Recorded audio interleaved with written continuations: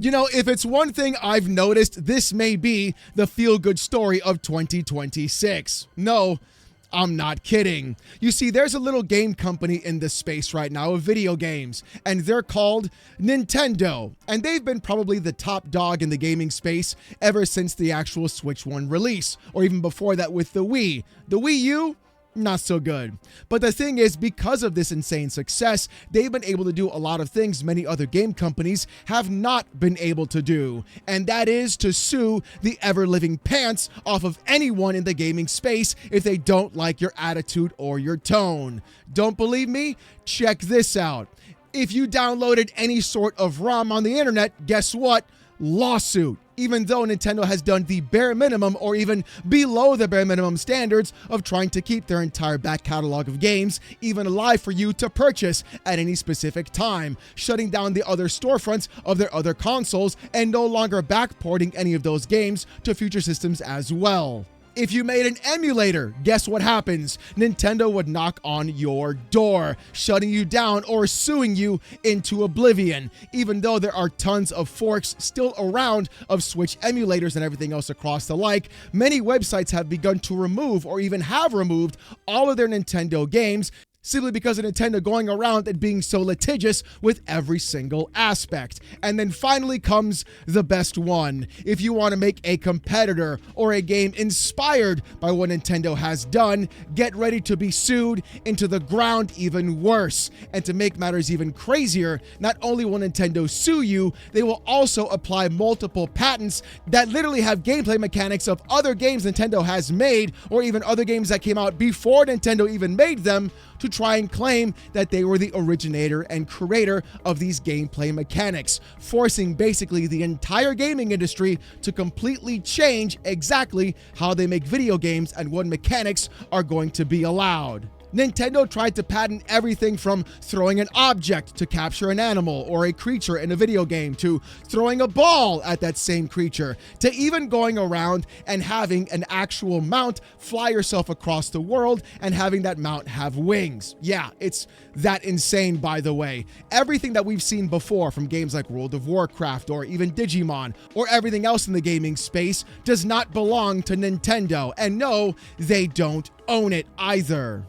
And the thing is this, all these patents that were coming out recently, all these lawsuits that were happening, were mostly because of one video game literally showing Nintendo how to do their own job. And that is Palworld. This lawsuit has been going on for quite some time, and it clearly shows Nintendo has absolutely no idea what they're doing, and also they're jealous. That's basically the only way I can actually put this. They don't want to compete. They don't want competition. All they want is to have their most valuable IP in Pokemon be the only cash cow they can use, while literally doing the most bare minimum effort in their video games overall to try and rake in that cash. And it goes to show that Nintendo really doesn't want anybody to walk in on their space. But the problem is, they may have bitten off more than they can chew.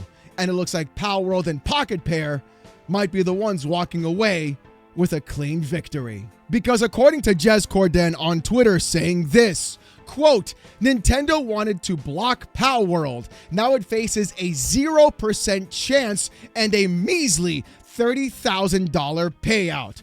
Public records show the Nintendo versus Pocket Pair case is practically wrapped up, and the best Nintendo can hope for is $30,000 in chump change. Kind of wild outcome in the end. Seems like it was a huge waste of time for Nintendo.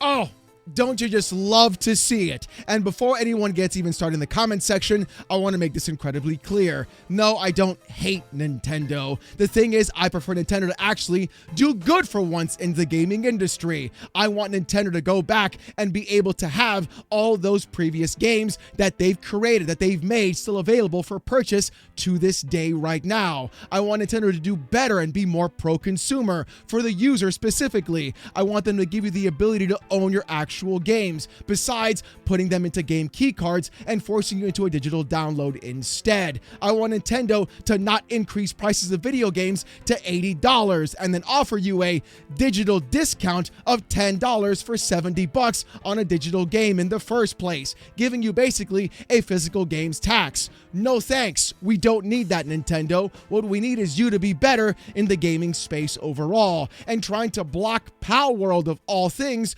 And the thing is, all this shows with this case with Pocket Pair and Palworld is that Nintendo is not this unyielding force inside of the legal space, and they can in fact be beaten if done correctly. And I think that's the part that scares a lot of people, whether it's fanboys, whether it's the industry, or Nintendo themselves, being so litigious across the board with every single thing, and having this potential L being seated directly inside of their cabinet really could show that maybe Nintendo lawsuits are not the possible way to go, and instead doing better by your own IPs could be the real reason overall. But let's see what the article by Jez Corden had to say and find out what happened. With the article by Jez Corden saying this: back when Nintendo and the Pokemon Company first launched their aggressive legal crusade against Palworld creator Pocket Pair, it felt like quite the David versus Goliath story. Nintendo is historically incredibly successful in the courtroom, and what chance did an indie hit like Palworld have to deflect the patent infringement claims? Fast forward to today, as Palworld 1.0 is about to launch on July 10th. A report from a patent litigation expert at GamesFray reveals that the stakes in Nintendo's case have practically shrunk to nothing ahead of the Tokyo District Court hearing on October 1st, 2026. At this point, Nintendo has little to no chance of halting Palworld in its tracks, and even if they win any of the remaining technical arguments, the maximum payout capped is at a measly $30,000. This chump change is hardly a victory for Nintendo.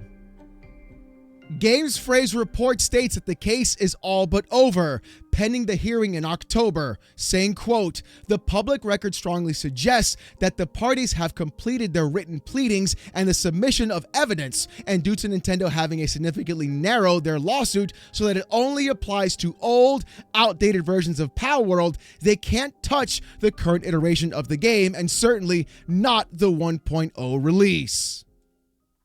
Who would have ever actually thought that being an early access game would be the thing that would save Palworld from Nintendo's insane litigation overall? And yes, the actual patents that Nintendo did file were not before the court case, but literally during the court case as well. And that makes it even more shady that they were actually completely unprepared and walked into the courtroom as if they were going to completely run this into the ground and shut down Pocket Pair alone. Well, I guess things in fact change. And since Pocket Pair and Palworld are finally hitting its 1.0 release, and the game itself has drastically changed from its early access launch to when Nintendo sued them to the 1.0 now, that is exactly what we're looking at to see why Nintendo is getting away with absolutely nothing in all of this. And that is incredibly wild and personally satisfying. You see, instead of actually doing all the lawsuits, Nintendo could have taken all that money that they paid into lawyers and literally done more with the Switch 2, had more games, not increase the price of their systems because of the RAM crisis,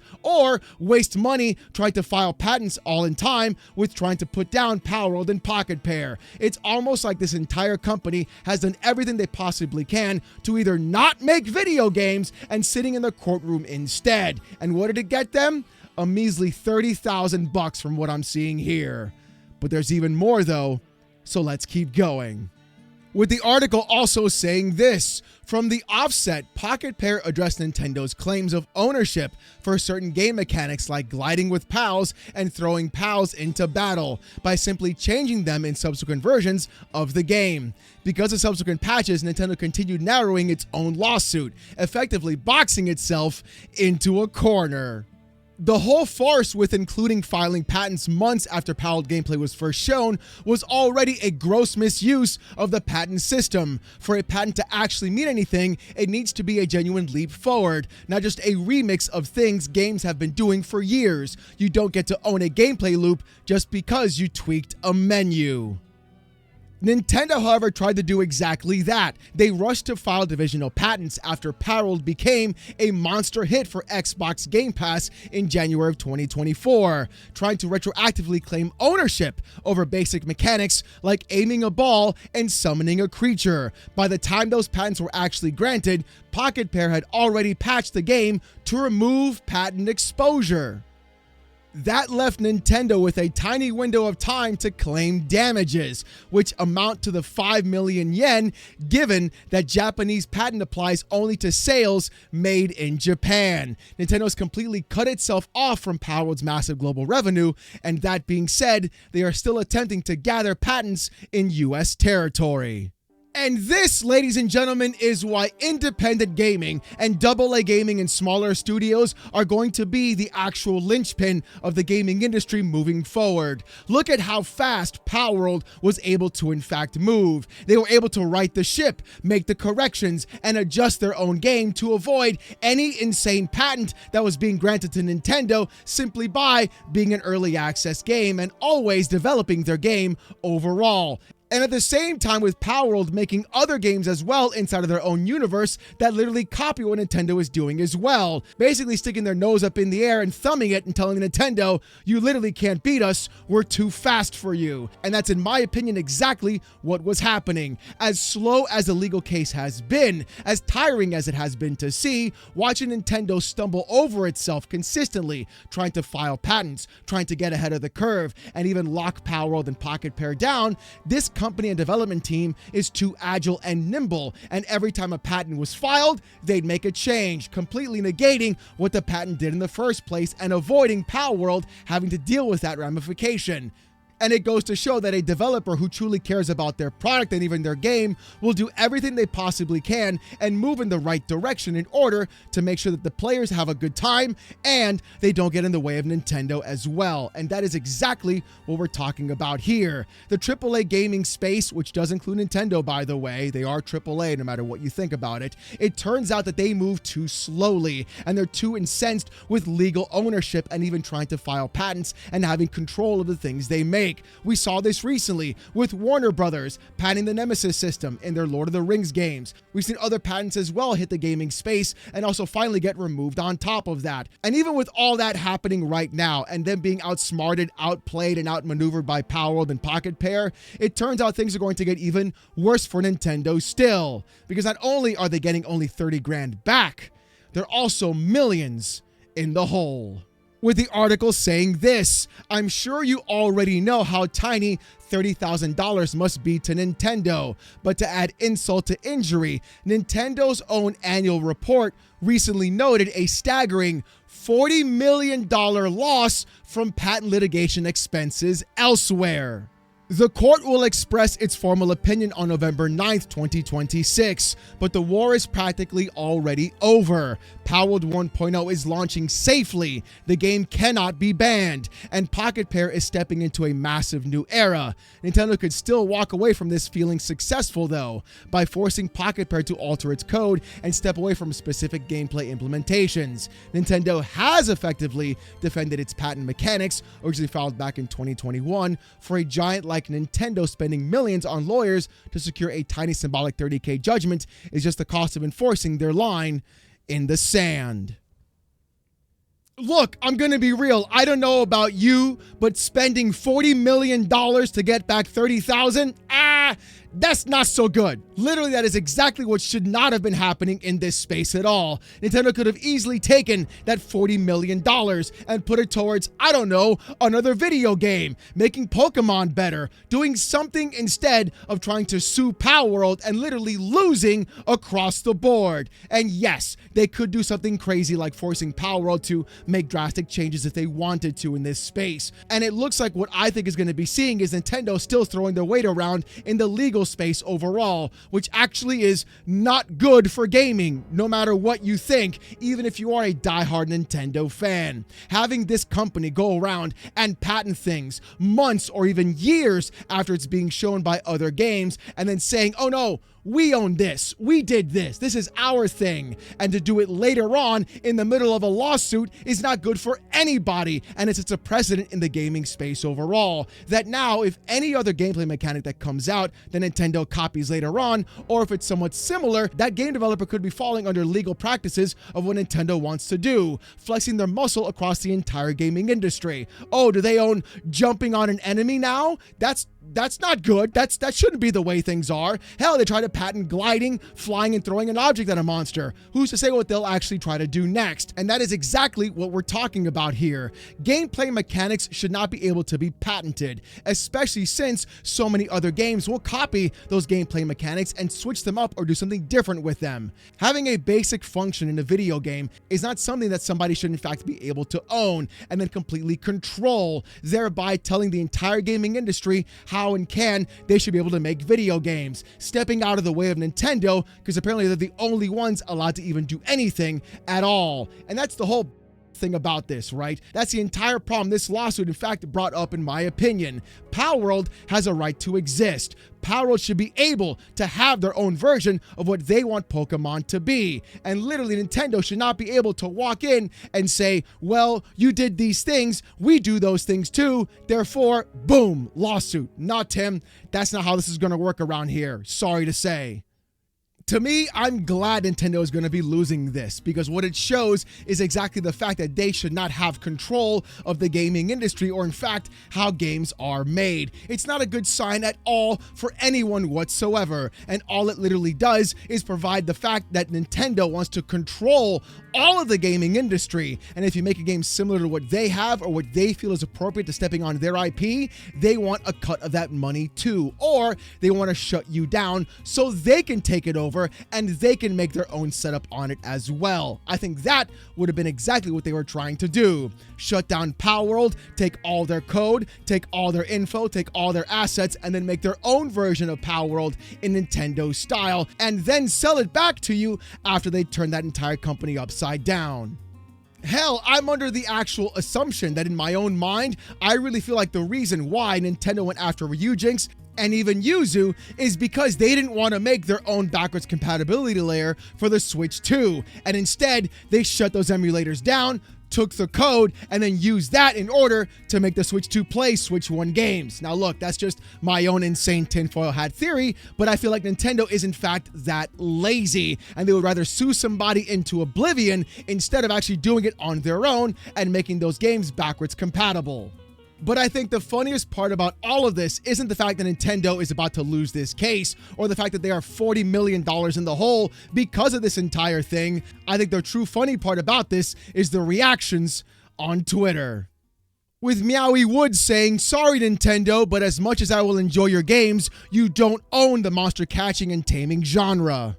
And Meowie is in fact correct. Even as someone who is a fan of Nintendo games like they are, literally they don't own an entire genre, and they shouldn't have the right to do that either. And it goes to show that even people who enjoy Nintendo games are seeing this company vastly overstep the line and do the thing that is not the best for the gaming industry overall. But even then, there are still some who try to defend this company come hell or high water. With Juiceman Vaughn saying this, "Not sure why these outlets are trying to spin this as some Nintendo loss. Pocket Pair publicly said they had to change or remove certain things due to the lawsuit. So now that they've done that and Pocket Pair is now imitating Monster Hunter, the threat has been neutralized."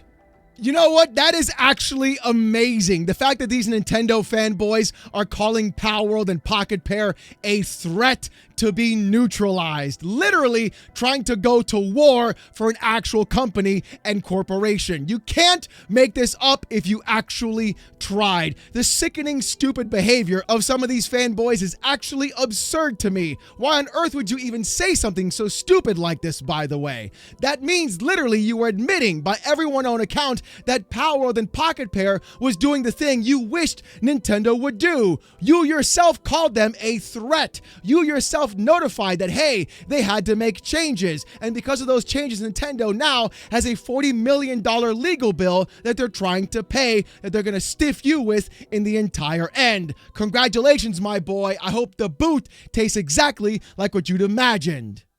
Here's Average Gamer N saying this: when you start seeing headlines framed like this, you know even the media understands what's happening. The mechanics that were removed aren't coming back. People can spin it however they want, but actions speak louder than Reddit posts.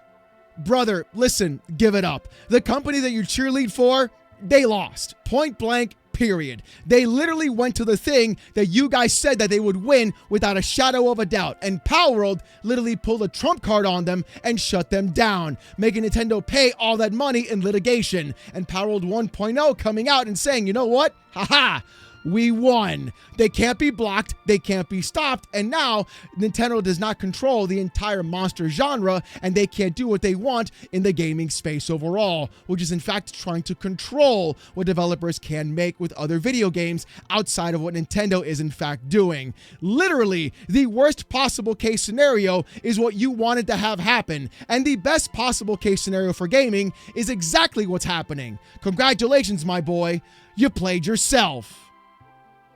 I really feel like this entire thing truly came to a head, and we are now finally understanding what's in fact going on and what kind of company Nintendo actually is. They're not here for you. They're not here to make your childhood better. They're not here to bring back your nostalgia. No, they're here to try and squeeze out every dollar they can, monopolize the market in the industry, and then screw you in every aspect they possibly can. Oh, is that a new game that you definitely want to try that they didn't make? Guess what? They're going to sue them into the ground. And it turns out they're not going to win that way anymore. And the patents they filed and the cases they send and the lawsuits they put out are not going to be enough for Nintendo to in fact recover from the actual stupidity of what they've been doing the entire time, trying to control and monopolize the gaming industry and restrict what games can and cannot be made.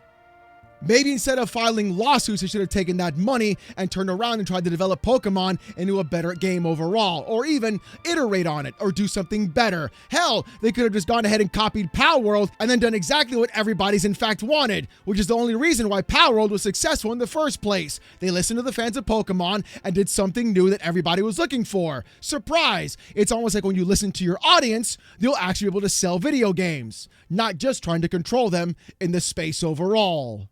But you know what? I want to hear what you guys got to say about this in the comments section down below.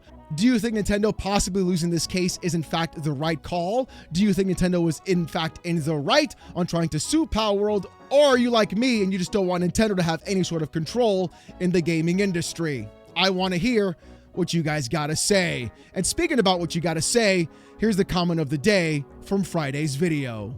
With SA Town 2150 saying this: feels like a hard reset in general in the gaming world is on its way, not just for Xbox. SA Town, you're absolutely correct. We are watching as the gaming industry on itself right now has no idea what to even do in this space, or in fact how to negotiate themselves to make better content that people want to buy. And it clearly shows that these game companies are going to have to learn how to swim incredibly quickly or face the wrath of shutting down. But as always, if you guys want to see more of this kind of content though, more PC port reviews, gaming news, Steam Deck videos, fanboy content, and even live streams, subscribe to the channel. If you want Discord access or emotes during those live streams, become a YouTube member. It's as low as $1. Look, if you don't want to spend the buck, don't even sweat it. Just come on down to the live streams Saturday nights, 8:45 p.m. Eastern, right here on this channel, as I wear a banana suit and get insulted with TTS by everybody in chat. It's actually insane. You don't want to miss it. Live Saturday nights, 8:45 p.m. Eastern, right here on this channel. Don't miss that live stream. Do you want even more of me though? Check out Oh No It's Alex Gaming. Link to that channel is in the description down below. I stream there Monday to Friday from 10:30 a.m. to about 2 p.m. And also new videos go up every single Monday as well. Check it out if you want to see even more content, and stop by the streams as we play games and hang out with you guys, the best community on YouTube. With all that being said though, thank you guys so much for watching. Hope you have a great one, and I'll see you guys next time. Peace!